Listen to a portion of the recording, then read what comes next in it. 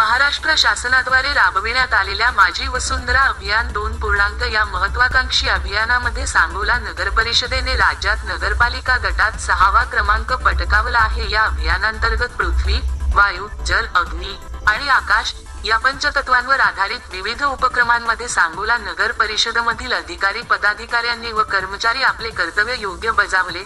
Govern संरक्षण व संवर्धनाबाबत केलेल्या उत्कृष्ट कामगिरीबद्दल सांगोले नगरपरिषदेमार्फत सांगोला नगरपालिकेचे मुख्याधिकारी कैलास केंद्रे यांच्या हस्ते या सर्व कर्मचाऱ्यांना सन्मानपत्र देऊन गौरव करण्यात आले।